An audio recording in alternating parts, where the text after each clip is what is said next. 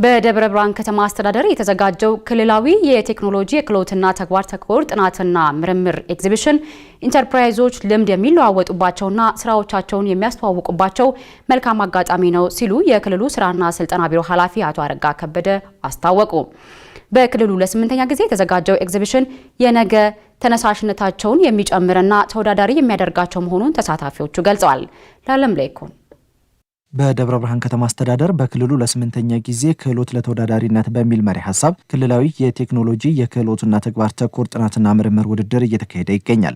ለዚህ መርሃ ግብር ከክልሉ የተለያዩ አካባቢዎች ኢንተርፕራይዞች የስራ ውጤቶቻቸውን ይዘው ቀርበዋል። የክልሉ ስራና ስልጠና ቢሮ ኃላፊ አረጋ ከበደ መድረኩ በቴክኖሎጂና በክህሎት ልማት ዘርፍ ክልሉ የደረሰበትን ደረጃ የሚገመግምበት መድረክ ነው ሲሉ ገልጸዋል። በዋነኛነት እዚህ ጋር ልምድ እንዲለዋወጡ ማድረግና በተለይ በቴክኖሎጂና በክህሎት ልማት ዘርፍ እስካሁን የደረስንበትን ደረጃ የምናይበት መድረክ ይሆናል ማለት ነው። ሁለተኛ ግንቦት 13 2015 ዓ.ም በአዲስ አበባ ከተማ በፌዴራል ደረጃ ወይም በአገር ደረጃ የክህሎት ልማትና የቴክኖሎጂ ልማት ውድድር እንደዚሁም ደግሞ ተግባር ተኮር ጥናትና ምርምር የኛ ክልል ተወዳዳሪ የሚሆን ማለት ነው። በምንወዳደርባቸው ዘርፎች የተሻለ ዝግጅት አድርገን የምንቀርብበት መድረክ ይሆናል ማለት ነው። ውድድሩ የነገን ተነሳሽነት በሚጨምር መልኩ እየተካሄደ ስለመሆኑም ነው አቶ አረጋ የተናገሩት። እስካሁን ደረጃቸው የተሸጋገሩ ኢንተርፕራይዞች ሊሆኑ ይችላሉ። እንደዚሁም ደግሞ በሰልጣኞች እና በአሰልጣኞች መካከል የልምድ ልውውጥ ይደረጋል። በሁለተኛ ደረጃ በውስጣቸው እስካሁን ባለሟቸው ቴክኖሎጂዎች ባላቸው ክህሎት እንደዚሁም ደግሞ በተመራመሩት ተግባር ተኮር የጥናትና ምርምር ዘርፍ ላይ እርስ በራሳቸው ውድድር ያካሂዳሉ፣ ይበረታታሉ፣ ይሸለማሉ። ለነገው ተነሳሽነታቸው እንዲጨምር በሚያደርግ መንገድ እየመራን ነው ማለት ነው። ስራቸውን ይዘው የቀረቡት የኤግዚቢሽኑ ተሳታፊዎችም የልምድ ልውውጥ እያደረጉበትና የገበያ አማራጮችንም የሚያገኙበት ቦታ እንደሆነ ተናግረዋል። 4 ቴክኖሎጂዎችን ይዘን ቀርበናል።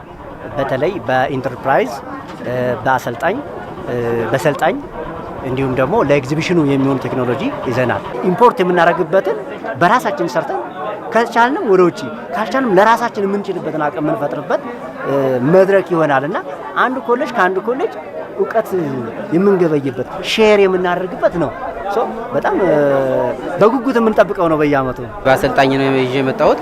በሰልጣኝም አለ፣ ሌላም በአሰልጣኞችም አሉ። በርካታ ቴክኖሎጂዎችን ነው ለማሳየት ይዘን የመጣነው። እንዲህ አይነት ባዛሮች ሲዘጋጁ ለባለድርሻ አካላት ወይም ደግሞ ለኢንተርፕራይዞችም ለባለሀብቱም ለነጋዴውም በምናሳይበት ጊዜ የገበያ ትስስር ይፈጠራል። ትዕዛዝም ሽያጭ የሚሸጡበት ሁኔታ ስለሚፈጠር ያው በቀላሉ ምርቶቻችንን ለማስተዋወቅ የምንችልበት አጋጣሚ ነው ማለት ነው። ባዛሩን ከህብረተሰብ ለማስተዋወቅና ልምድ ለመለዋወጥ አካባቢ